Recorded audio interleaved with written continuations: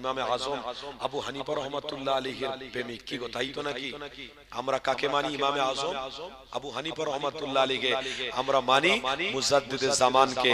আমার মুজাদ্দিদে জামান এই পশ্চিম বাংলায় এসেছিল বলে ইসলাম বা দ্বীনটা প্রচার হয়েছে। জোরে বলুন। বাপেরা, নওজোয়ান তরুণেরা, আসেন একটু আলোচনার দিকে ফিরে যাই। আল্লাহ নবী নূর নবী আমার ওই সময় সাহাবী আব্দুল্লাহকে বলেছিল, বাবা সাহাবী রে, তোমার দিলে মুহাম্মদ রাসূলুল্লাহর মায়া রয়েছে, তোমার দিলে রাসূলুল্লাহর প্রেম রয়েছে, তুমি তোমার বিবি আহাল পরিবারের পরিবেশে মুহাম্মদ রাসূলুল্লাহকে ভালোবেসেছো। এ যুবকেরা, তরুণীরা, আল্লাহ নবী তখন বলতে লেগেছে, এ বাবা সাহাবী আব্দুল্লাহ রে, আমি রাসূলুল্লাহর প্রেম থাকার জন্য, আমি রাসূলুল্লাহকে ভালোবাসার জন্য আল্লাহ তোমাকে কতটা মর্যাদা দিয়েছে জানো? এ যুবক, আল্লাহ কতটা মর্যাদা দিয়েছে। ওই সময় নবী আমার বলতে লেগেছে, বাবা আব্দুল্লাহ রে, আল্লাহ তোমাকে মর্যাদা কি দিয়েছে বাবা? মর্যাদাটা হলো তুমি যুদ্ধের ময়দানে যদি না ও যাও, আল্লাহ তোমাকে শহীদি মর্যাদা দিয়েছে। আরো জোরে বলো, আরে আমার নবীর আশিকেরা, আসো আল্লাহ নবীর নবীদা নবীর আলোচনা করি। কেননা নবীদা নবী আমার আজ থেকে 1000 বছর আগে সাহাবাদের ঘরে জানিয়ে দিয়েছিল, বাবা সাহাবারা, আমি নবী তোমাদেরকে জানিয়ে দিলাম, পৃথিবীর জমিনে তোমরা এসেছো, আল্লাহ নবীকে তোমরা নিয়ামত হিসেবে পেয়েছো, এটা তোমাদের কাছে বড় নিয়ামত। এই নিয়ামতকে তোমরা ছেড়ে দেবে না, এই নিয়ামতকে তোমরা ছেড়ে দিও না বাবা। কেননা তোমাদের জন্য মুহাম্মদ রাসূলই হলো নাজাত। আরো জোরে হবে, এটা নিয়ামত, এটা তোমাদের জন্য নাজাত। কেন নাজাত এটা বুঝতে হবে। কেননা কোন নবী আলাইহিস সালামের ক্ষমতা আল্লাহ সেদিনে দেবে না, একমাত্র মুহাম্মদ রাসূলুল্লাহকে আল্লাহ ক্ষমতা দেবে।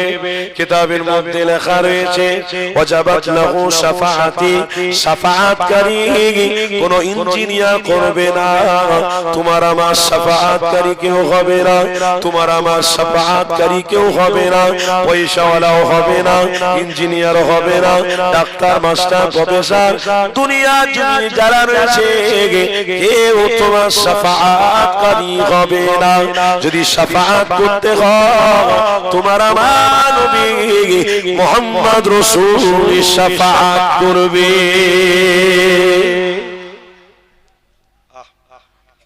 আমার রাসূল পৃথিবীর মানুষ আজকে আসলটা ছেড়ে দিয়ে নকলের পিছনে ছুটতে লেগেছে, দুনিয়ায় মজা করছে, আনন্দ করছে, ফুর্তি করছে। আরে আমার রাসূলকে একবারও ফলো করেনি। নবী আমার উম্মতের কথা কতটা খেয়াল করেছে, চিন্তা করেছে। এ তরুণীরা, এ নবীর আশিকরা, শুনে রেখে দাও, আমার নবী পাক আপনার কথা, আমার কথা কতটা চিন্তা করেছে শোনো। আরে নবী আমার যখন দ্বীন ইসলামের কথা বলতে গেছে, আল্লাহ নবীর মাথার উপরে আঘাত হয়ে গেছে, নবী আমার কিচ্ছু বলেনি, নবী আমার রক্ত ঝরতে লেগেছে, নবী আমার বদদোয়া করেনি। কেননা আমি জাহান্নাম পরিদর্শন করে এসেছি, আমার একটা উম্মাহ জাহান্নামী যেন না হয়। কেননা আমার বান্দা, আমার উম্মতেরা আল্লাহ জান্নাতি হয়ে যায়, আল্লাহ জান্নাতি উম্মত যদি হয়ে যেতে পারে, আমি নবী আমার বড় খুশি হবে। সেই নবী আমার উম্মতের কথা চিন্তা করলো, সমাজের উম্মাহ আল্লাহ নবীকে ছেড়ে দিল, চিন্তা করলো না, অথচ একবারও ভাবলো না ইমানি মাহফিলে দরুদ পড়ার দরকার ছিল, ইমানি মাহফিলে বসলাম না, দরুদটাও পড়লাম না, ইমানি মাহফিল পেলাম, অথচ এখানে শক্তি থাকার পরেও বসলাম না, হাজিরা দিলাম না। এর জন্য আপনার কপাল দুর্বল। এই যুবক শুনে রেখে দাও, আমার রাসূলুল্লাহ হলো তোমার আমার জন্য নাজাতের রাস্তা। কেননা নবী আমার আল্লাহ কত বড় নিয়ামতপূর্ণ নবী বানিয়েছে। আরে সেই নবী আমার দুনিয়া জমিনে এসে তোমার আমার কথা চিন্তা করেছে। কেমন নবী পেয়েছো, কেমন বন্ধু পেয়েছো। এই যুবকেরা তরুণেরা আমার আল্লাহ মুহাম্মদ রাসূলুল্লাহকে বড়ই ভালোবাসে। আমার আল্লাহ নিজে বলেছে আমার রাসূল আমার দোস্ত বন্ধু। রবের পছন্দ হলো মুহাম্মদ রাসূলুল্লাহ। তাহলে তোমাদের পছন্দ যদি মুহাম্মদ রাসূলুল্লাহ হয়ে যায়, অবশ্যই তোমাদেরকে আল্লাহ জান্নাতের মাকাম দেবে।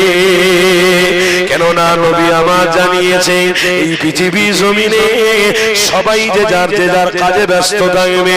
কেউ ইসলামের কথা বলবে না, বা কেউ ইসলামের কথাটা বলে ইমানদারদের ঘরে নামাজের রাস্তায় কেউ নিয়ে আসতে চাইবে না। যে যার কাজ, যে যার ব্যবসা, যে যার বাণিজ্য, যে যার ইনকাম, যে যার ছেলে মেয়ে, দুনিয়ায় থাকতে গেলে যা দরকার রয়েছে ওগুলো বান্দারা করবে, যে যার ব্যস্ত থাকবে। তোমাকে নিয়ে কেউ ভাববে না। তুমি এটা মনে করো না তোমার বন্ধু কিছুদিনের জন্য পেয়েছো বলে তোমার বন্ধু সাথী হয়ে গেছে।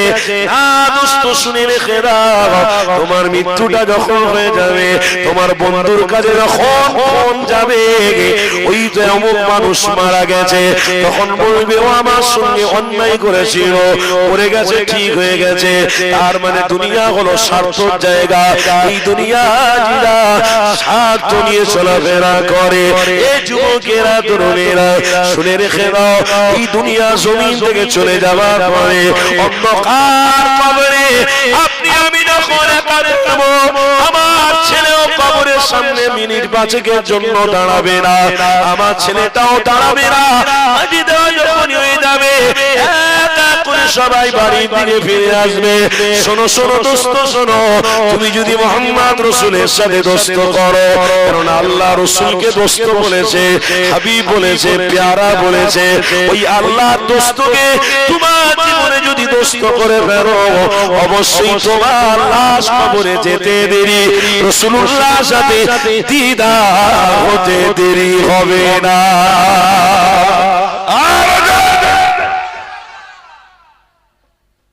দোস্ত করছো, দোস্ত বন্ধু করছো, বন্ধু সব 5 মিনিটের দোস্ত, স্বার্থ দোস্ত। এই দোস্ত সিগারেট খা, শুনছেন না? আমি খাই না, আমার বাপ দেখলে বলবে এই খা না, দোস্ত দিল, দোস্ত নিয়ে দুটান মারল, খুব সুন্দর তো। তুমি জানো না তোমার বাপের থেকে দোস্ত বেশি এ নয়।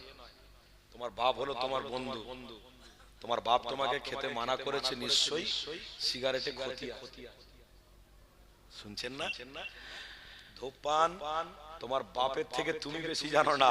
তোমার আব্বা বুঝেছে ভালো কি যে আমার ছেলের অচিরে ক্ষতি হয়ে যাক, আমি বাপ বেঁচে থাকতে দেখতে পাবো না, আমার দ্বারাই দেখা অসম্ভব, তাই আমার ছেলেকে সুশীল ভাবে রাখতে হবে, ভালো রাখতে হবে। তাই তোমার আব্বাকে তুমি অস্বীকার করে তোমার বন্ধুর পাল্লায় পড়ে তুমি সিগারেট খেলে। আরেকজন দোস্ত মিলেছে, ফোনে ফোনে সব ইয়ং ছেলেদের এখন গ্রুপ বিশাল বাবা, এখনকার ছেলেদের বিশাল গ্রুপ। আগে এত দোস্ত বন্ধু ছিল না, এখন বিশাল দোস্ত বন্ধু। কিরকম দোস্ত বন্ধু? মাঠে গিয়ে সবাই মিলে একসাথে বসে, এই দোস্ত এটা খা, ভালো রে, হেই পাগল এটা ভালো নয়, তোরা খাচ্ছিস খা না, আমি খাবো না, আমি চলে যাচ্ছি। আরে দোস্ত খা না, না খেলে মজা বুঝবি। দোস্তকে খেয়ে দিল, এরাও খাচ্ছে, ও খাচ্ছে, আলহামদুলিল্লাহ খুব ভালো কথা। দোস্ত বাড়ি যাচ্ছে, এরাও বাড়ি যাচ্ছে, দোস্ত খাওয়া হচ্ছে, পর পর পর পর গুনার ধাপ বাড়ছে। শুনতে পাচ্ছেন না? প্রথমে সিগারেট দিয়ে শুরু হলো, কি গো বুঝছেন তো নাকি আমার কথা? সিগারেট দিয়ে শুরু হলো, তারপরে কি গাঁজা, তারপরে এবার মদের দোকান থেকে একটা দোস্ত মদ নিয়ে এসেছে, মাঠে গিয়ে কোথায় আছি রে, তাই তো বাড়িতে, আরে শিগগিরই আয়, কি হয়েছে বললা, আরে আয় আজকে যা জিনিস নিয়ে পৃথিবী, এমন জিনিস পৃথিবীতে নেই, আয় তাড়াতাড়ি বলে দোস্তকে কোন রকম ঠকে পাকি ডেকে নিয়ে বসিয়ে মাঠে দোস্তকে মতের ছিপে বলে এটা হেভি আইটেমের মদ।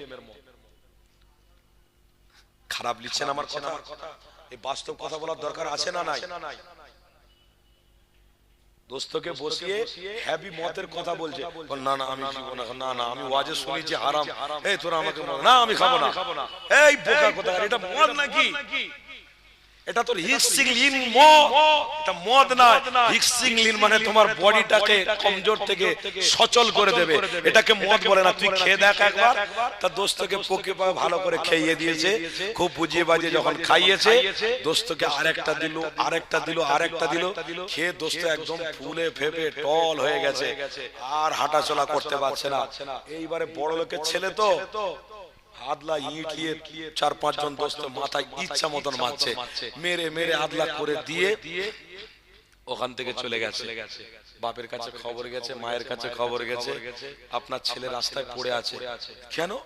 এরা এসে দেখছে রক্ত লহুমান হয়ে যাচ্ছে, মাথা ফেটে গেছে, মুখ ফেটে গেছে। এই এর বন্ধুরা মনে হয় কিছু ক্ষতি করেছে না, অ্যাক্সিডেন্ট হয়েছে।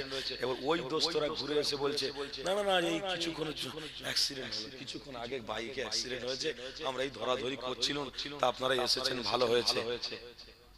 ক্ষতি কোথায় যাচ্ছে দেখেছেন? রাস্তা কোন দিকে যাচ্ছে দেখেছেন তো? ওদের উদ্দেশ্য কি? ওকে পুরো মার্ডার করে দিয়ে, ওকে পুরো একদম অচল করে দিয়ে, এর সম্পত্তিগুলো, এর বাপ লেখাপড়া কম জানে, বাপ একটু হালকা, মানে কি বলবো ভাষাটাও বলা ঠিক নয়, একটু আনপাড়, তাই এনার কাছ থেকে মাথায় হাত বুলিয়ে নিয়ে সব জায়গা জমি ভালো করে নিয়ে এরা আবার মদ খাবে, আনন্দ করবে, ফুর্তি করবে, তাই রাস্তা খুঁজছে। কোন দিকে যাচ্ছে সমাজ? সমাজ আস্তে আস্তে করে অন্যদিকে চলে যাচ্ছে। আরে ওই দোস্ত কিন্তু আপনার আসল নয়, দোস্ত আসল হলো মুহাম্মাদুর রাসূলুল্লাহ। আরো জোরে জোরে, এটা হলো আসল।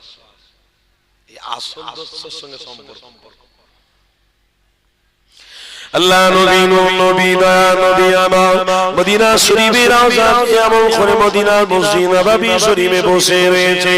আল্লাহ নবী সাহাবারাও বসা, আল্লাহ নবী সাহাবাদের ঘরে বলতে লেগেছে, বাবা সাহাবারা আমি নবী তোমাদের কাছে জানতে চাই, আমি নবী তোমাদেরকে এক জায়গায় পাঠাবো, বাবা তোমরা যাবে কি বলো?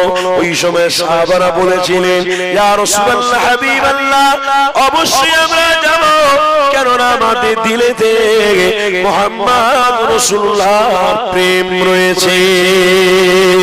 আরো জোরে বলুন, এই যুবকেরা তরুণেরা, আল্লাহ নবী সাহাবা সবাই দাঁড়িয়ে গেল। আমার রাসূলুল্লাহ বলতে লেগেছে, বাবা সাহাবারে তোমাদের অমুক যুদ্ধের ময়দানে যেতে হবে। আল্লাহ নবী সাহাবারা বললেন, ইয়া রাসূলুল্লাহ হাবিবাল্লাহ অবশ্যই আমরা যুদ্ধের ময়দানে যাব, আপনি কখন বলবেন বলেন, আমরা তৈরি রয়েছি, অবশ্যই যাব। ওই সময় নবী বললেন, বাবা তোমরা বসে পড়ো। সবাই বসে পড়লেন। আল্লাহ নবী আমার 4 জন সাহাবাকে দাঁড় করালেন। এই যুবক তরুণীরা শোনো, আল্লাহ নবী নবী দা নবী আমার 4 জন সাহাবাকে দাঁড়াতে বললেন। 4 জন সাহাবা দাঁড়িয়ে গেল। নবী আমার জিজ্ঞাসা করছে, বাবা রে আমি রাসূলুল্লাহ তোমাদেরকে যুদ্ধের কমান্ডার বানাবো, বাবা তোমরা কি যুদ্ধের কমান্ডার হবে? আল্লাহ নবী সাহাবারা খুশি হয়ে গিয়ে বলতে লেগেছিল, ইয়া রাসূলুল্লাহ হাবিবাল্লাহ যুদ্ধের কমান্ডার হওয়া এটা আমাদের বড় ভাগ্যের ব্যাপার।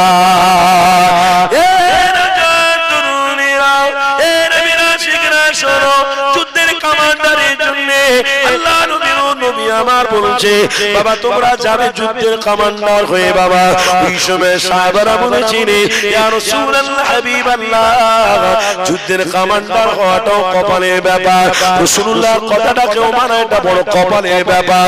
কেননা নূহ নবীর কথা শোনা আমাদের ঈমানি দায়িত্ব, এই রাসূলুল্লাহকে প্রেম করা এটা আমাদের জন্য বড় ঈমানি দায়িত্ব।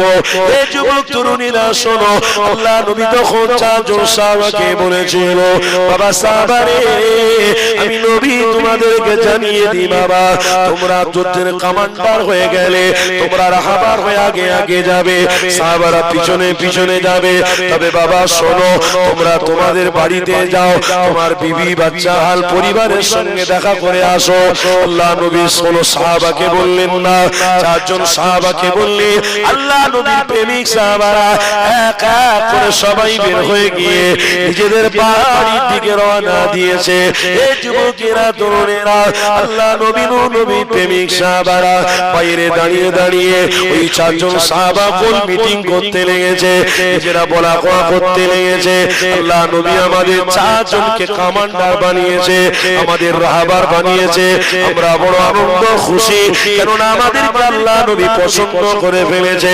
এই 4 জন বন্ধু বলতে লেগেছে, আল্লাহ নবী কাউকে বাড়িতে পাঠায়নি, আমাদের কেন পরিবারের সঙ্গে দেখা করতে বলেছে?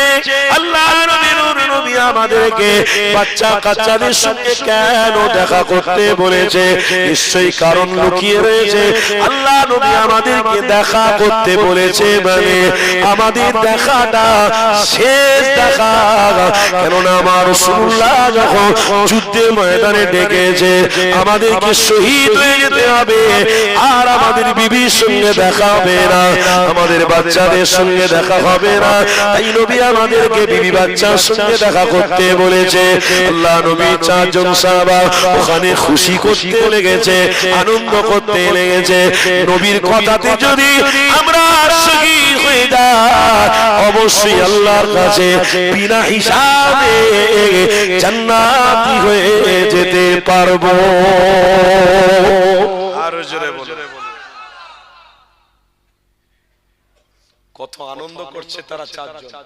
আল্লাহর কথাতে, রসুলের কথাতে যদি শহীদ হয়ে যায়, তোমরা বিনা হিসাবে জান্নাতে পৌঁছে যাবো। জোরে বলো। আর আজকের গ্রামের ছেলেরা, গ্রামের আব্বারা কি করছে? আল্লাহ তার রসুলের কথাটাকে গুরুত্ব না দিয়ে তারা দুনিয়ার অনেক কিছুকে গুরুত্ব দিয়ে নিজের জীবনটাকে সর্বনাশ করতে ব্যস্ত হয়েছে।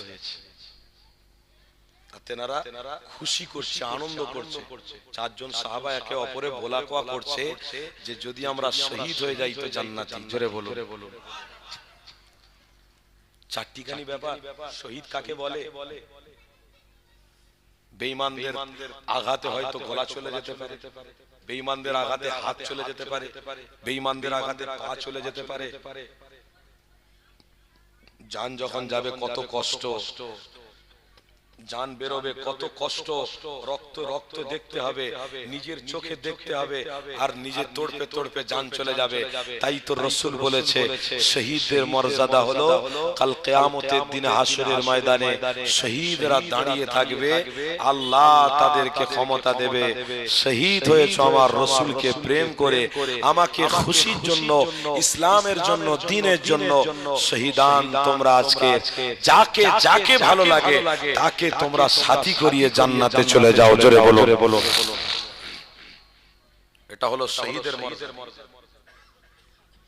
আল্লাহ নবী 4 জন সাহাবা খুশি করতে করতে, আনন্দ করতে করতে যে যার বাড়ির দিকে সব চলে যাচ্ছে।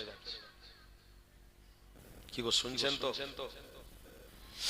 আল্লাহ নবী সাহাবারা সবাই এক এক করে যে যার বাড়ির দিকে চলে গেছে।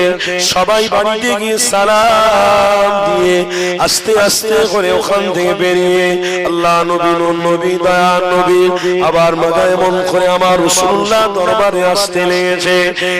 এক এক করে আল্লাহ নবী সাহাবারা সবাই আসতে লেগেছে। আল্লাহ নবী সাহাবারা সবাই এসে আমার রাসূলুল্লাহ দরবারে দাঁড়িয়ে সালাম দিয়ে উপস্থিত হয়ে গেছে। আমার নবী পাক বলতে লেগেছে, বাবারা তোমরা তোমাদের আহল পরিবারের সঙ্গে দেখা করে এসেছো বাবা। আল্লাহ নবী সাহাবারা বলতে লেগেছে, ইয়া রাসূলুল্লাহ হাবিবাল্লাহ আহল পরিবারের সঙ্গে আমরা দেখা করে নিয়েছি। আল্লাহ নবী 3 জন সাহাবা এসেছে, একজন সাহাবা এখনো আসেনি। নবী আমার সাহাবাদের ঘরে জিজ্ঞাসা করতে লেগেছে, বাবারা বাবারা আমার সেই প্রেমিক আব্দুল্লাহটা কোথায় গেল?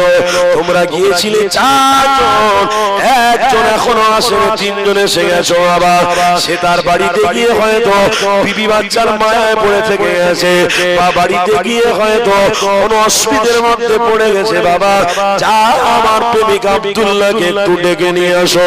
আল্লাহ নবী 3 জন সাহাবা এক এক করে বের হয়ে গিয়ে আব্দুল্লাহ হুজুরকে খুঁজতে লেগেছে। এই যুবক তরুণীরা শুনে খিরা আব্দুল্লাহ হুজুরকে খুঁজে খুঁজে কোনো জায়গায় পায় না। একটা জায়গায় দেখতে পেয়েছে গাছের নিচে আব্দুল্লাহ হুজুর বসে রয়েছে। ওই সময় সাহাবা সবাই গিয়ে আব্দুল্লাহ হুজুরকে বলছে, বাবা রে বাবা, রাসূলুল্লাহ ডাক দিয়েছে, চলো। এখন এখানে কেন বসে রয়েছো? আল্লাহ নবী সাহাবী আব্দুল্লাহ আস্তে আস্তে করে আমার নবী পাকের দরবারে হাজির হয়েছে। আর আমার নবী পাকের দরবারে সালাম দিয়ে দাঁড়িয়ে রয়েছে। আল্লাহ নবী নূর নবী আমার সালামের জবাব দিয়ে বলছে, বাবা আব্দুল্লাহ রে, এত দেরি কেন হলো? কিসের জন্য, কি ব্যাপার বলো? সবাই চলে এসেছিল, তুমি কেন এত দেরি করলে বাবা? ওই সময় সাহাবী আব্দুল্লাহ বলছে, ইয়া রাসূলুল্লাহ হাবিবাল্লাহ, হুজুর আমার দেরি হয়েছে একটাই কারণে। ইয়া রাসূলুল্লাহ হাবিবাল্লাহ, আপনি আমাকে বাড়িতে যেতে বলেছিলেন, আমার হাল পরিবার, আমার বিবি কারোর সাথে আমি দেখা করিনি, কেননা আমি আমার বিবি আমার বাচ্চা থেকে বেশি মুহাম্মদ রাসূলুল্লাহকে ভালোবাসি। আর জোরে, আমার বিবি বাচ্চা আমার হাল পরিবারের থেকে আমি মুহাম্মদ রাসূলকে ভালোবাসি। জোরে বলুন সুবহানাল্লাহ। কেমন ভালোবাসা, কেমন প্রেম!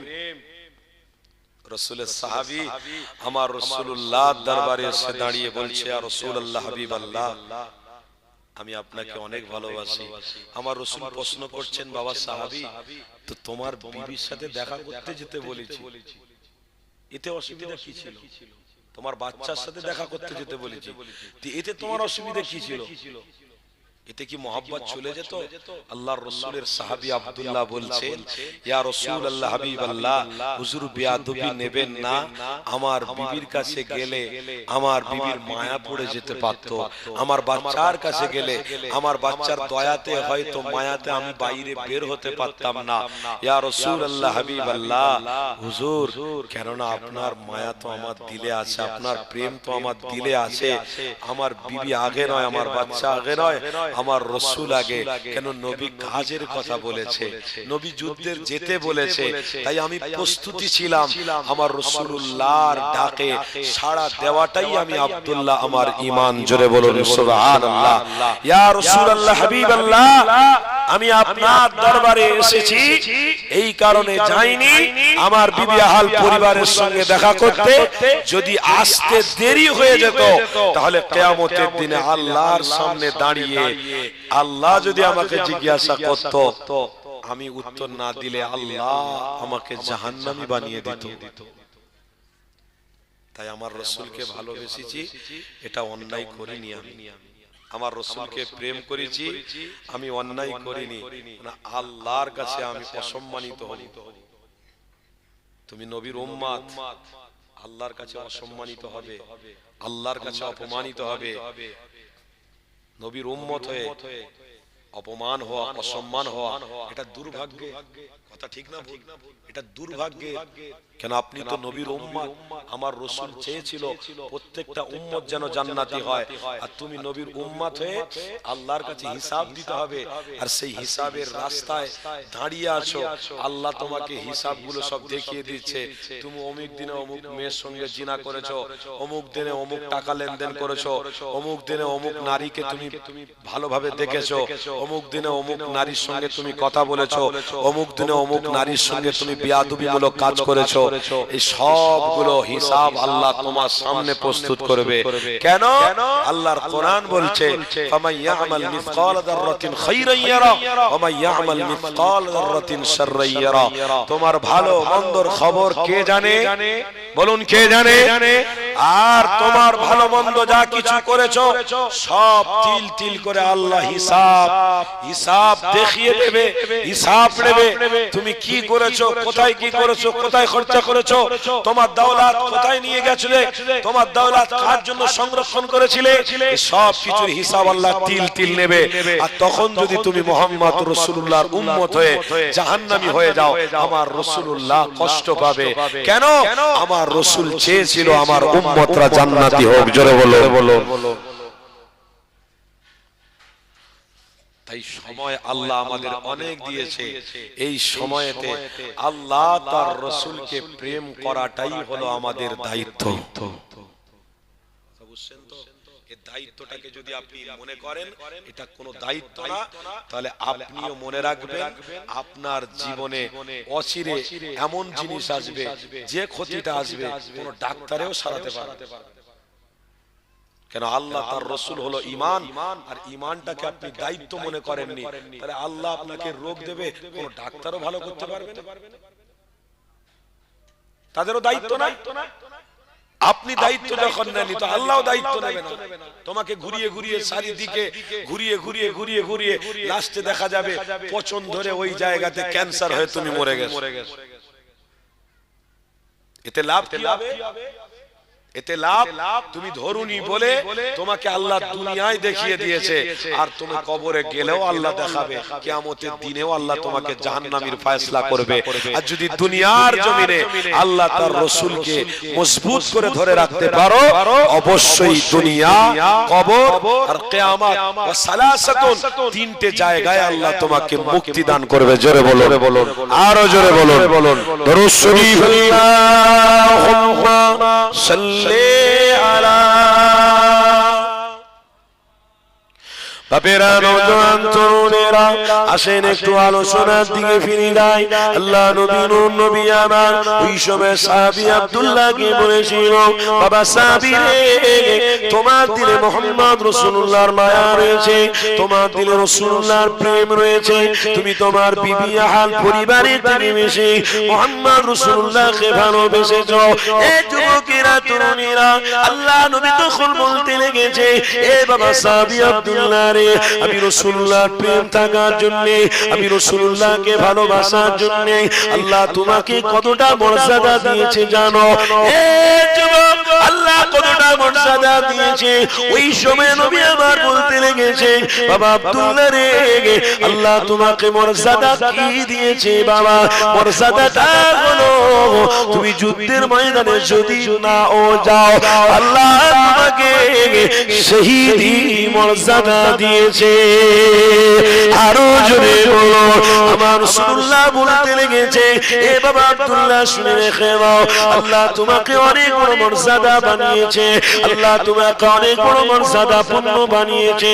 আল্লাহ নবী বলতে লেগেছে, বাবা আব্দুল্লাহ রে, আমি রাসূলুল্লাহ বলিনি, আল্লাহ পাক বলে দিয়েছে, হাবিব আপনি জানিয়ে দেন, কেননা আমি আল্লাহ আমার রাসূলুল্লাহকে বন্ধু হিসেবে ভালোবাসি, আমার হাবিবুল্লাহকে আমি বড় পছন্দ করি। আমার রাসূলুল্লাহকে যখন আব্দুল্লাহ ভালোবেসে ফেলেছে, আব্দুল্লাহ যখন প্রেম করে ফেলেছে, আমি রাসূলুল্লাহ জানিয়ে দিলাম, আল্লাহ বলছে আমি বলে দেন, ওই আব্দুল্লাহ যদি যুদ্ধের ময়দানে নাও যায়, আল্লাহ পাক তিনাকে জান্নাতি সার্টিফিকেট দিয়েছে। আরো জোরে বলো, এই যুবক তরুণীরা, এটার কারণ হলো মুহাম্মদ রাসূলুল্লাহকে ভালোবাসা, মুহাম্মদ রাসূলুল্লাহকে প্রেম করা। আজকে সুযোগে এমন একটা সময় আমরা উপস্থিত হয়েছি, এই সময়তে আজ আমাদের ঘরের বাচ্চারা রাসূলুল্লাহকে মডেল হিসেবে মেনে নেয় না, আমার রাসূলুল্লাহকে প্রাধান্য দেয় না। আল্লাহ নবী থেকে আজ আমার ঘরের ছেলেরা অনেক দূরে শুনে যাচ্ছে। আল্লাহ নবীকে তারা পুরনো মনে করতে লেগেছে, ইসলামকে তারা পুরনো মনে করতে লেগেছে। গেছে। খবরদার ইসলামকে ছেড়ে দিও না, কেননা ইসলামটাই হচ্ছে আল্লাহর মনোনীত ধর্ম। ইসলামের উদ্যোগ হয়েছে না, ইসলামের উদ্যোগ কেউ নাই। ইসলামটাকে তুমি পেয়েছো, এটা তোমাদের জন্য সৌভাগ্যের ব্যাপার। নবীকে পেয়ে গেছো, এটা তোমাদের জন্য বড় সৌভাগ্যের ব্যাপার। খবরদার রাসূলুল্লাহকে ছেড়ে দিও না, ইসলামটাকে ছেড়ে দিও না। তরুণীরা আজকে সময়তে দেখতে পাওয়া যায় আমার ঘরের বাচ্চারা ইসলাম বা দ্বীন থেকে দূরে অন্য অন্য কাজে ব্যস্ত হয়ে গেছে। এই যুবক তরুণীরা শুনে রেখে দাও, আল্লাহ নিজে কোরআনে বলছে, ওরে আমার বান্দা বান্দীরা, খবরদার আমাকে ভুলে যাস না, আমার রাসূলুল্লাহকে ছেড়ে দিস না।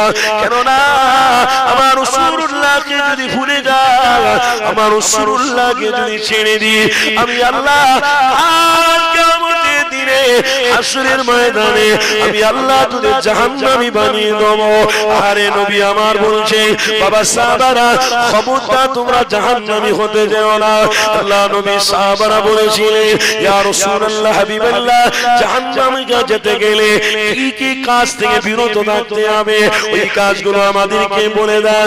আল্লাহ নবী আমার বলতে লেগেছে, বাবারা এই পৃথিবীর জমিনে জাহান্নামী রাস্তায় যারা থাকবে তারা গুন্ডা হবে, জাহান্নামী রাস্তায় যারা থাকবে তারা মার্ডার করবে, জাহান্নামী রাস্তায় যারা যাবে তারা নিজেরা হারামটাকে খেয়ে নেবে, জাহান্নামী রাস্তায় যারা থাকবে তারা মহিলাদের প্রতি অত্যাচার করবে, জাহান্নামী রাস্তায় যারা থাকবে যারা গ্রামে ভাই ভাই মিলেমিশে থাকবে না, জাহান্নামী রাস্তায় যারা থাকবে গ্রামের গরিবদেরকে সহযোগিতা করবে না, জাহান্নামী রাস্তায় যারা থাকবে গ্রামে কোনো নারীর বিবাহ হচ্ছে না, ওই নারীটাকে নিজে ভক্ষণ করার জন্য ওই নারীটাকে ইচ্ছা করে বিবি থাকার পরেও বিয়ে করবে। এই তরুণীরা যেগুলো কথা আমি বলছি ওইগুলো আজকে সমাজে বাড়তে লেগেছে। অথচ নবী আমার আজ থেকে 1000 বছর আগে নবী আমার সাহাবাদের ঘরে সাবধান করেছিল, বাবা সাহাবারা আমি নবী তোমাদের জানিয়ে দিলাম, দুনিয়া ফাইন্না খালাইসা বিদারি মাকা ওয়ালা তাদমাউ ফি দুনিয়া ওয়ালা খালাকু আলফামিন ওয়াসুকু ইলাল্লাহ। আমার নবী পাক বলতে লেগেছে, এ বাবা সাহাবারা আমি নবী তোমাদের কাছ থেকে চলে যাব, তোমরাও দুনিয়া থেকে চলে যাবে, কেউ দুনিয়া জমিনে চিরজীবন বাঁচবে না, কেউ দুনিয়া জমিনে চিরজীবন থাকবে না। এই যুবক তরুণীরা শুনে রাখো, এই তো আমার নবী বলতে লেগেছে, এ বাবা সাহাবারা আমি নবী তোমাদেরকে জানিয়ে দিই, জাহান্নামের পথ তোমরা অবলম্বন করতে যেও না। আল্লাহ নবী আরো বলতে লেগেছে, বেগানা নারীরা অত্যাচার অত্যাচারের মধ্যে পড়ে যাবে, নারীরা বেপরদা হয়ে ঘুরবে, ওটা হলো জাহান্নামের পথ। নারীরা স্বামীদেরকে প্রাধান্য না দিয়ে অন্য পুরুষদেরকে তারা আপন মনে করবে, এটাই হলো জাহান্নামের রাস্তা। নারীরা নিজেদের স্বামীদের খিদমত করবে না, এটাই হলো জাহান্নামের রাস্তা। এই যুবক তরুণীরা আমার নবী পাকের ক্লিয়ার করতে লেগেছে, বাবা সাহাবারা জাহান্নামী রাস্তা খোলার জন্য শয়তান বেরিয়ে পড়েছে। আদম নবীর জামানায়ও শয়তান ছিল, মুসা নবীর জামানাতেও শয়তান ছিল, ঈসা নবীর জামানাতেও শয়তান ছিল। কারণ আজ কোরআনে আল্লাহ বলেছে, ইন্নাশ শাইতানা লিল ইনসানি আদুউম মুবিন, শয়তান হলো মুহাম্মদ রাসূলুল্লাহর প্রকাশ্য শত্রু। মুহাম্মদ রাসূলুল্লাহর অনুসারী যারা হবে তাদেরও প্রকাশ্য শত্রু। এই নবী আমার সাবধান করেছে, আল্লাহ নবী সাবধান করে বলেছিল, বাবা সাহাবারা যদি জীবনে বেঁচে থাকো যতদিন আল্লাহ তার রাসূলকে মজবুত করে ধরো, তাহলে তোমাদের লাভ রয়েছে। কি লাভ রয়েছে? নবী আমার বলতে লেগেছে, আমি নবী আমার সাথী হয়ে জান্নাতে যাবে। আরো জোরে বলো।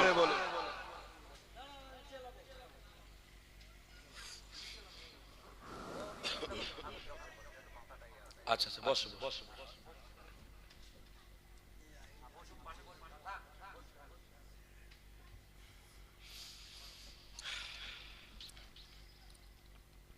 আপনারা দাঁড়িয়ে আছেন, রহমতের মাহফিলে ইচ্ছা করে না বসতে, এই রাস্তায় অনেকে দাঁড়িয়ে আছে। ভাই একটু ডিস্টার্ব হবে, ব্যবস্থা করেন, ডিস্টার্ব হবে, ব্যবস্থা করেন। ওটা হয়ে গেছে, একটুখানি করেন বাবা বাবা।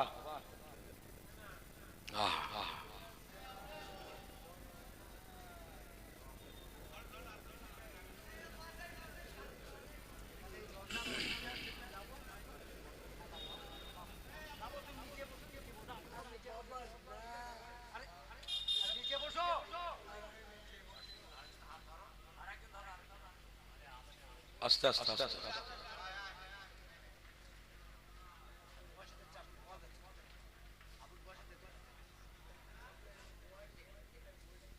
আস্তে আস্তে আস্তে আস্তে আস্তে যাও বাপ যাও বাপ যাও আস্তে আস্তে আস্তে।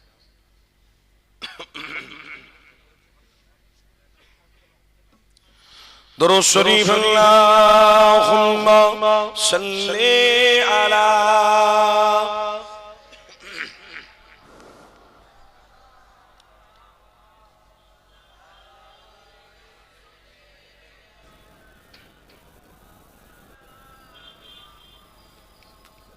আমার বাপেরা আমার ভাইয়েরা প্যারে হাজরানে মজলিস, কি গো বাপেরা আপনাদের কষ্ট হচ্ছে নাকি? অসুবিধা হচ্ছে না তো? আব্বা কি কথা বলছিলাম, জাহান্নামের রাস্তা থেকে বাঁচতে হবে। জাহান্নামী পথ বেরিয়ে পড়েছে, বহুমুখী পথ রয়েছে। আমি কিছুদিন আগে দেখছিলাম মোবাইলে একজন দাঁড়িয়েওয়ালা ব্যক্তি, শুনছেন তো নাকি আমার কথা? এদিকে লক্ষ্য করুন, দাঁড়িয়েওয়ালা একজন ব্যক্তি, মাথায় টুপি আছে, মাইকে মাইক দিয়ে সমাজের মানুষকে বলছে যে বিয়ে বাড়িতে গান বাজনা হবে না, ওই বিয়ে বাড়িতে হারাম। জোরে বলুন নাউজুবিল্লাহ। যে বিয়ে বাড়িতে গান বাজনা হয় ওই বিয়ে বাড়িটা হলো জায়েজ। জোরে বলুন না নাউজুবিল্লাহ। শয়তানের রাস্তা বেরিয়েছে, শয়তানের রাস্তা। কিছুদিন আগে, এটা মোবাইলের কথা বলছি না, বাস্তব কথা বলছি, কিছুদিন আগে আপনার এই পশ্চিম বাংলায় একটা জায়গায় বিশাল বড় ধরনের অঘটন ঘটে গেছে। কেমন? ইমাম দাবি করে তিনি মসজিদে নামাজ পড়াতে ঢুকেছে। ইমাম সাহেব নামাজ পড়াচ্ছে মুসাল্লিদের ঘরে নিয়ে, তারপরে মুসাল্লিদের ঘরে মগজ ধলাই করছে। কেমন? একটা মুসাল্লিকে ডেকে নিয়ে বলছে, বাবা তুমি কাকে ভালোবাসো সব থেকে বেশি? তো বলছে আমার বিবি, আমার বাচ্চা। আর পরে তারপরে কাকে? আমার বাপ, আমার মা। তারপরে তারপরে আমি যে ইসলামের অনুসারী, আল্লাহ তার রাসূল। তো যখন এই কথাটা বলেছে, বাবা তুমি এতদিন যে রাসূলকে মানছো এটা ভুল করছো। জোরে বলুন না নাউজুবিল্লাহ। এতদিন যে তুমি রাসূলকে মানছো এটা ভুল করছো। বলেন কি হুজুর? এখন ইমাম সাহেব বললে তো মুক্তাদি শুনবেই। কি গো, কথা ঠিক না ভুল? ইমাম সাহেব বলবে মানে মুক্তাদি শুনতে হবে। তাই মুক্তাদি জানে না, মুক্তাদি প্রশ্ন করছে, হুজুর তাহলে ভুলটা হয়েছে মুহাম্মদ রাসূলকে ধরে, তাহলে কাকে ধরবো বলেন? তো হুজুর তখন বলছে, তুমি জানো না রাসূলের থেকেও বড় গোলাম মোহাম্মদ কাদিয়ানী, তিনি হলেন আসল। জোরে বলুন নাউজুবিল্লাহ। আরো জোরে বলুন। অথচ আমরা কিতাব পড়ে দেখেছি আল্লাহর নবীর পরে 32 জন নবী দাবি করে। কতজন? কথা বুঝতে পারছেন? 32 জন নবী দাবি করবে, কিন্তু ওই নবীরাই হবে ভণ্ড। কেন? ওই নবীদের বিষয়ে পবিত্র কোরআনে কিছু লেখা নেই। কেন? কোরআনটাই হলো আল্লাহর, কোরআনটা আমার রাসূলের উপরে নাজিল করা হয়েছে। সেটাও কোন মাসে? শাহরু রমাদান আল্লাযী উনজিলা ফীহিল কোরআন হুদাল লিন-নাস। এটা ঈমানদারদের জন্য পবিত্র কোরআন, ঈমানদারদের জন্য হাদিয়া, তওফা, ইতিহাস। আর এই কোরআনটা নাজিল হয়েছে লাইলাতুল কদর। জোরে বলুন। তাহলে আল্লাহ আমার রাসূলকে ভালোবেসে কোরআন শরীফ দিয়েছে 30 পারা, 114টা সূরা, 6666টি আয়াত, 7,07,365টা হুরুফ আছে। কি গো, বুঝছেন তো? এই পবিত্র কোরআন আমার রাসূলের উপরে নাজিল করে দিয়ে तमाम পৃথিবীর মানুষকে তিনি বলে দিয়েছে, এই কোরআনটা তোমরা দেখবে, আল্লাহ তার রাসূলকে পেয়ে যাবে। জোরে বলুন। আজ সমাজে কত রকম বেরিয়েছে দেখুন। আমি আপনাদেরকে এটা বোঝাতে চাচ্ছি এই জন্য যে আপনার গ্রামেও ওই রকম কিছু হবে, আপনাদের ঘরে প্রস্তুত থাকতে হবে। কেন? আমি আপনি মুজাদ্দিদে জামানের ভক্ত। জোরে বলুন। কার ভক্ত আমরা? কার ভক্ত? মুজাদ্দিদে জামানকে ভালোবাসেন তো নাকি? সবাই বাসেন তো? আমার মুজাদ্দিদে জামানকে প্রেম করেন তো? আমার মুজাদ্দিদে জামানের অবদান কি আপনি ভুলে যাবেন? আপনি এখন এই উর্তিতে এখন সব বুখারী শরীফ দেখাচ্ছে, তিরমিজি শরীফ দেখাচ্ছে, সব নামাজ রোজা এদিক থেকে ইসলামটাকে অনেকটা হালকা করে দিচ্ছে। তার মানে আমাকে এটাই মনে করতে হচ্ছে যে ইসলামে নামাজ রোজা এগুলো সব হালকা, মানে আমার জন্য মানাটা সহজ। তাহলে এটা ভালো। আর মুজাদ্দিদে জামান যেটা দেখিয়েছে ওটা ঠিক নয়।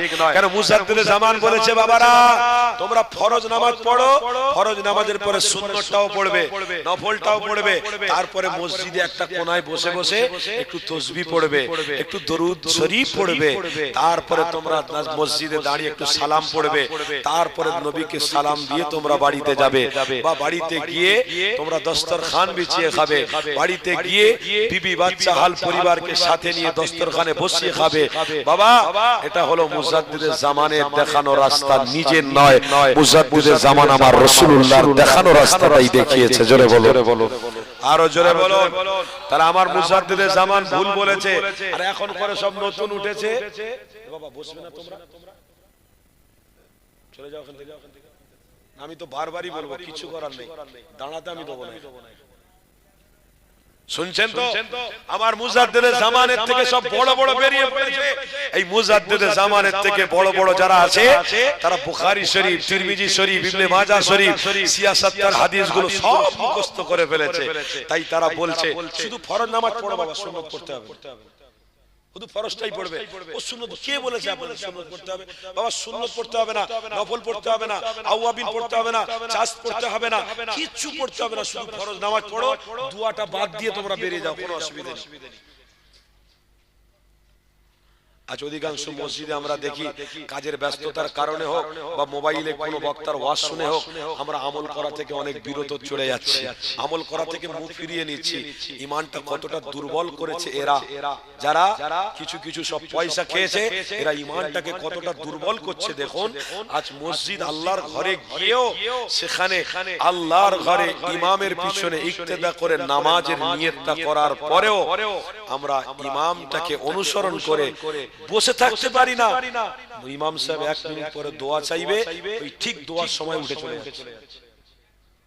আমরা ইমামে আজম আবু হানিফা রাহমাতুল্লাহ আলাইহির প্রেমিক, কি গো তাই তো নাকি? আমরা কাকে মানি? ইমামে আজম আবু হানিফা রাহমাতুল্লাহ আলাইহি আমরা মানি মুজাদ্দিদে জামানকে। আমার মুজাদ্দিদে জামান এই পশ্চিম বাংলায় এসেছিল বলে ইসলাম বা দ্বীনটা প্রচার হয়েছে। জোরে বলুন। গুজরাট থেকে কোন হুজুর আসেনি, উত্তরপ্রদেশ থেকে কোন হুজুর আসেনি, উত্তরখণ্ড থেকে কোন হুজুর আসেনি, বিহার থেকে কোন হুজুর আসেনি। এই পশ্চিম বাংলা আল্লাহ আপনাকে আমাকে একটা নিয়ামত দিয়েছিল, সেটা হলো মুজাদ্দিদে জামান, আমিরে শরিয়াত, কুতুবুল আলাম, আমার দাদা পীর রহমাতুল্লাহ আলাইহি। এই মুজাদ্দিদে জামান রক্তকে পানি করে আপনার 14 পুরুষ আগে আপনার নানা, তার বাপ, তার বাপ, তার বাপ, তারা মুজাদ্দিদে জামানকে পেয়ে নিজেরা কপাল ফাটিয়ে বলেছিল, কপালে হাত দিয়ে বলেছিল যে আজ আমরা মুজাদ্দিদে জামানকে পেয়ে গেছি, মানে আজ আমরা ধন্য হয়ে গেছি। জোরে বলুন সুবহানাল্লাহ। কেন? মুজাদ্দিদে জামান যে রাস্তা দেখিয়েছে ওই রাস্তাটাই হলো মুহাম্মদ রাসূলের রাস্তা। আজ এখন করে নতুন নতুন সব আমার মুজাদ্দিদে জামান থেকে মুখ ফিরিয়ে নিচ্ছে, ফুরফুরা শরীফ থেকে সব মুখ ফিরিয়ে নিচ্ছে। তুমি অবদান ভুলে যাচ্ছ। যে টুপির অবদান দিল, যে সুন্নতি লেবাসের অবদান দিল, যে দুনিয়ার জমিনে ইসলামের অবদান দিল, তুমি আজকে সেগুলো ভুলে যাচ্ছ। তুমি আমার মুজাদ্দিদে জামানের অবদান ভুলে গেলে। ইসলামটা কার ওসিলায় পেয়েছো? আরে সেই মুজাদ্দিদে জামান, আমিরে শরিয়াত, কুতুবুল আলা, আমার দাদা পীর রহমাতুল্লাহ আলাইহি অবশ্যই আপনার আমার জন্য হেদায়েতের রাস্তা ছিলেন। জোরে বলুন সুবহানাল্লাহ। ওই মুজাদ্দিদে জামানকে ভালো আজও বাসছি, আগামী মৃত্যু পর্যন্ত বেঁচে যাব। কেন? আমার মুজাদ্দিদে জামান ছিলেন রাসূলুল্লাহর প্রকৃত আশিক। জোরে বলুন। আমার মুজাদ্দিদে জামানের দরবারে কে গিয়েছিল? বসিরহাটে শুয়ে আছেন, কি নাম? হ্যাঁ, আল্লামা আল্লামা রুহুল আমিন হুজুর আমার বসিরহাটে শুয়ে রয়েছেন। আমার মুজাদ্দিদে জামানের দরবারে গিয়েছে, মুজাদ্দিদে জামান দিয়ে আমার রাসূলুল্লাহর সাথে দিদার করিয়ে ছেড়ে দিয়েছে। তিনি হলেন মুজাদ্দিদে জামান। বাংলাদেশে একজন আমার মুজাদ্দিদে জামানের ভক্ত ছিলেন, খলিফা ছিলেন। তিনি কে? আল্লামা নিসারউদ্দিন রহমাতুল্লাহ আলাইহি। আল্লামা নিসারউদ্দিন হুজুর আমার মুজাদ্দিদে জামানের দরবারে এসেছে, আমার মুজাদ্দিদে জামান নিয়ে মুহাম্মদ রাসূলুল্লাহর সাথে দিদার করিয়ে ছেড়ে দিয়েছে। জোরে বলো। ইনি ছিলেন সেই মুজাদ্দিদে জামান। আজকের আমার মুজাদ্দিদে জামানকে ছোট করছো, আমার মুজাদ্দিদে জামানকে অস্বীকার করছো। উত্তরপ্রদেশের একজন আলেম ছিলেন, উত্তরপ্রদেশের আলেম বলতে বাধ্য হয়েছেন যে মুজাদ্দিদে জামান আমিরে শরিয়াত আবু বকর সিদ্দিক রহমাতুল্লাহ আলাইহি হলেন মুজাদ্দিদ। জোরে বলুন।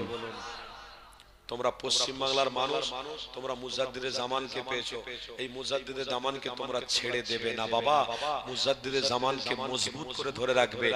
আমি আশরাফ আলী থানভী, আমার কাছে আসতে হবে না, তোমার মুজাদ্দিদকে ধরো, পীর ধরো, রাসূল পেয়ে যাবে। জোরে বলুন। পীর ধরো, রাসূল পেয়ে যাবে। পীরের সাথে সম্পর্ক রাখো, রাসূলের সাথে সম্পর্ক থাকবে। কেন? পীর হলো ফার্সি ভাষা, বাংলায় বলে গার্জেন। গার্জেন ধরার দরকার আছে না নাই? আপনার আব্বারা ফুরফুরা দরবার শরীফের সাথে সম্পর্ক রেখেছিল, আমার দাদা পীরের আওলাদদের সঙ্গে সম্পর্ক রেখেছিল, তারা গার্জেন ধরে রেখেছিল বলে তেনারা ঠিক রাস্তায় চলেছে। আজ আমরা গার্জেন ধরে রাখতে পারিনি বলে আজ আমাদের ঘরে শয়তান বিভিন্ন রকম মত পথ আদর্শ ঢুকিয়ে দিচ্ছে। কথা ঠিক না ভুল বলছি? ফুরফুরার পাগল এখনো আছে গো, মুজাদ্দিদে জামানের পাগল এখনো আছে গো। যাও ফুরফুরা দরবার শরীফে গিয়ে দেখো, আমার দাদা পীরের মাজারের ঠিক সামনের দিকে ছেঁড়া মুশারি খাটিয়ে বৃদ্ধা মানুষ, বুড়ো মানুষ, সাদা দাড়ি, মাথায় চুল হয়ে গেছে, লাঠি নিয়ে হাসছে। মুজাদ্দিদে জামানের প্রেমিক ওই জায়গায় মুশারি খাটিয়ে রাত্রি বেলা থাকে, ঠান্ডার সময় কনকন করছে। জিজ্ঞাসা করলে বলছে, বাবা তোমার বাড়ি ঘর আছে? বলে হ্যাঁ। তোমার ছেলে মেয়ে আছে, জামাই আছে? বলে জি হ্যাঁ আছে। এখানে আছেন কেন? বাড়িতে চলে যান। না, আমার মুজাদ্দিদে জামানের সাথী হয়ে আমি থাকতে চাই। পৃথিবীর সব আলেম যদি এক জায়গায় হয়ে, ভারতবর্ষের সব আলেম যদি এক জায়গায় হয়ে মুজাদ্দিদে জামানের বিরোধী করে, পারবে? পারবে? দমাতে পারবে? কেন? সারা পৃথিবীতেও আলহামদুলিল্লাহ আমার মুজাদ্দিদে জামানের নাম রয়েছে। জোরে বলুন। আপনারা আজমির শরীফে জানতো? কথা বলেন না। আজমির শরীফে গিয়েছেন? আজমির শরীফে গিয়েছে? আজমির শরীফে গিয়ে আপনি শুধু ফুরফুরা শরীফের নামটা বলবেন। কি গো, শুনছেন তো নাকি? ফুরফুরা শরীফের নামটা বলবেন, তারা আপনাকে দেখে রিসপেক্ট করবে, অন্যকে দেখে রিসপেক্ট করবে না। তাতে এখানেই বোঝা গেল মুজাদ্দিদে জামান হক, মুজাদ্দিদে জামানের সিলসিলাটাও হক। জোরে বলুন। আপনি আলেম হয়েছেন, আপনি জাহিরি, বাতিনি আপনার কাছে আছে, ইলমে লাদুন্নি আপনার কাছে আছে। আপনি জাহিরি আলেম হয়েছেন, আল্লামা রুহুল আমিন জাহিরি আলেম ছিলেন, কিন্তু আমার মুজাদ্দিদে জামানের কাছে গিয়েছেন, বাতিনিও আলেম হয়ে গেছেন। জোরে বলুন। আপনি তো জাহিরি আলেম, আপনি মসলা দিতে পারেন, আপনি মানুষকে নামাজের দিকে আনতে পারেন, কিন্তু বাতিনি ইলম আপনার কাছে আছে। বাতিনি ইলম কি? বাতিনি ইলম হলো মুহাম্মদ রাসূলুল্লাহ দিদার। জোরে বলুন। বাতিনি ইলম যদি আপনার কাছে থাকে, ইলমে লাদুন্নি যদি আপনার কাছে থাকে, তাহলে রাসূলুল্লাহর সাথে আপনার দিদার হয়ে যাবে। কেউ আপনাকে রুখতে পারবে না। কেন? আপনার মধ্যে জাহিরিও আছে, বাতিনিও আছে। ও যুবক, মুজাদ্দিদে জামান জাহিরি ছিলেন, বাতিনি ছিলেন। আল্লাহর পক্ষ থেকে তেনাকে ইলম দেওয়া হতো, ইলমে লাদুন্নি দেওয়া হতো। জোরে বলুন। আমার মুজাদ্দিদে জামানের কথা বললাম, কি গো দুঃখ হচ্ছে নাকি? কষ্ট হচ্ছে নাকি? সমাজের ছেলেরা, আমার বাপেরা, আমার ভাইরা, মজবুত করুন, গার্জেন ধরুন। ফুরফুরা দরবার শরীফের সাথে সম্পর্ক আজও আছে, কালও থাকবে, মৃত্যু পর্যন্ত থাকবে। আপনারাও সম্পর্ক রাখবেন। ফুরফুরা দরবার শরীফে হুজুরদের সাথে, বর্তমান হুজুরদের সাথে সম্পর্ক রাখুন। বা আপনার ভাইজানদের ভালো লাগে না, হুজুর কেবলারা আছে, সম্পর্ক রাখুন। ওই ভাইজান ভালো লাগে না, ওই ভাইজানের সাথে সম্পর্ক রাখুন। কিন্তু এটা মনে করবেন না মুজাদ্দিদে জামানের সিলসিলা ডুবে ডুবে গেছে। শোনো, মুজাদ্দিদে জামানের সিলসিলার আলেমদের আপনার অপছন্দ হতে পারে, কিন্তু মুজাদ্দিদে জামান আপনার কাছে অপছন্দ হতে পারে না। কেন? মুজাদ্দিদে জামানের সিলসিলাটা হলো আহলে সুন্নাত ওয়াল জামাতের সিলসিলা। জোরে বলো। আমার দাদা পীর রহমাতুল্লাহ আলাইহিকে ভালোবাসলে উপকার কি? আল্লাহর ওলির সাথে মোহাব্বত করা মানে রাসূলুল্লাহকে প্রেম করা। আল্লাহর ওলিদের সাথে সম্পর্ক রাখা মানে আল্লাহর নবীকে খুঁজে পাওয়া। জোরে বলো। আপনারা সব এদিক ওদিক হয়ে যাচ্ছেন, যোগাযোগ রাখুন। ফুরফুরা দরবার শরীফে আল্লাহর ওলিদের সাথে একটু সম্পর্ক রাখুন। আল্লাহ আমাদের কবুল করুক। জোরে বলুন আল্লাহুম্মা আমিন।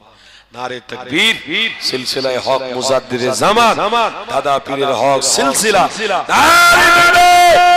আমার বাপ ভাইরা, আসুন তো একটু দাঁড়িয়ে আমরা নবীকে সালাম দেব। মোহাব্বতে সব দাঁড়ান তো। ইয়া নবী সালাম।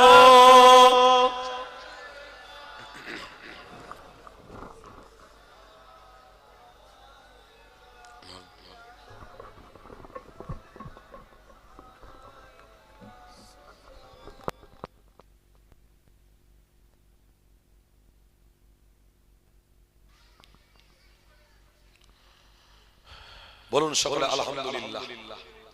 আপনারা পিছনের বাবাজিরা বলুন আলহামদুলিল্লাহ। পিছনে বলুন আলহামদুলিল্লাহ। সুস্থ শরীরে ইমানি মাহফিলে আল্লাহ হাজির করিয়ে আমার নবীকে সালাম দেওয়ার জন্য আমরা দাঁড়াতেও পেরেছি। বলুন আলহামদুলিল্লাহ। আচ্ছা, আমরা যে দাঁড়িয়েছি আমাদের কোনো অসুবিধা আছে নাকি? যদি কারোর প্রশ্ন থাকে, হুজুর সবকিছু ঠিক ছিল, এই দাঁড়ানোকে আমি অপছন্দ করি। যুবক, দাঁড়ানোকে আপনি অপছন্দ করলে মুজাদ্দিদে জামানকে অপছন্দ করা হবে। কেন? মুজাদ্দিদে জামান দাঁড়িয়ে সালাম পড়েছে। আর এখন যে আলেম সব বলছে মুজাদ্দিদে জামানের থেকে তাহলে বড় আলেম, আল্লামা হুজুরের থেকে বড় আলেম, এরা যে বলছে তাহলে মুজাদ্দিদে জামানের থেকে বড় আলেম। তিনি যে রাস্তায় চলেছে সেই ধুলোর মতন এরা ইলম শিক্ষা করতে পারেনি। কথা ঠিক না ভুল বলছি?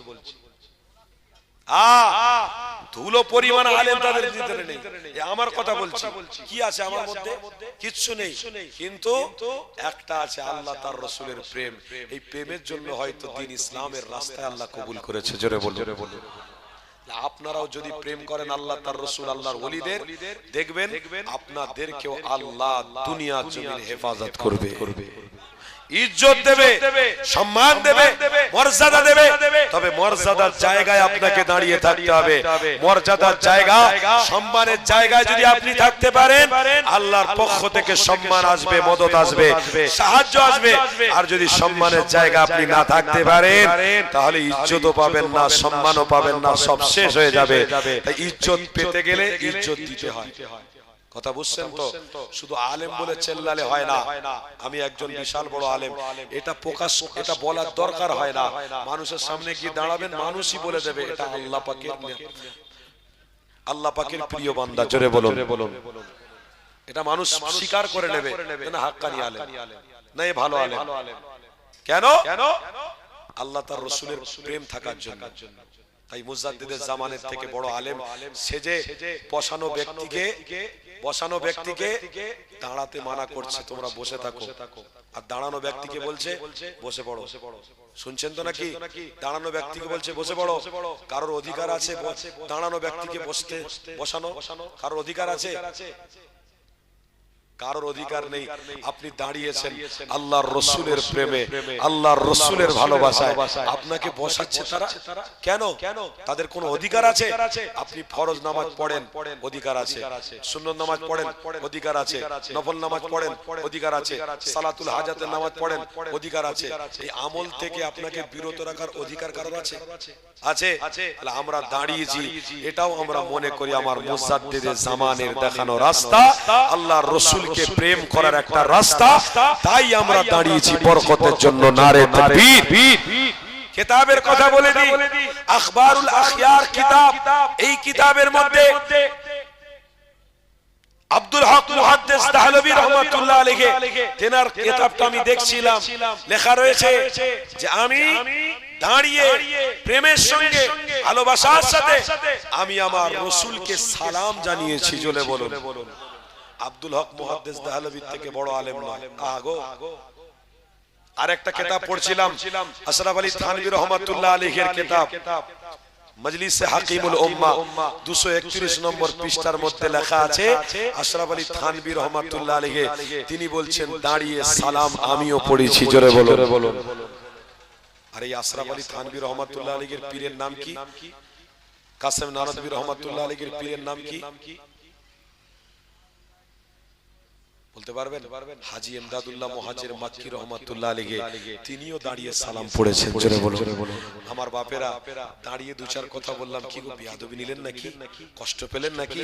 আব্বা শোনেন, হাজী ইমদাদুল্লাহ মুহাজির মাক্কি রাহমাতুল্লাহ আলাইহি কত মুরিদ ছেড়ে দিয়েছিল, তার ভিতরে আশরাফ আলী থানভী, তার ভিতরে কাসেম নানভী, ইনিও তেনার মুরিদ। পীর দাঁড়িয়ে সালাম পড়েছে, মুরিদরাও দাঁড়িয়ে সালাম পড়েছে, তাই মুজাদ্দিদ দাঁড়িয়ে সালাম পড়েছে, মুজাদ্দিদের ভক্তরাও দাঁড়িয়ে সালাম পড়ছে। আমরা সালাম পড়ছি, আগামীতে আমরা পড়ে যাব। বলুন ইনশাআল্লাহ। জোরে বলুন ইনশাআল্লাহ। আসেন আমরা ভক্তি করে ভালোবাসার সাথে আমার নবীকে প্রেম করে আমরা একটু সালাম পড়ি। ইয়া নবী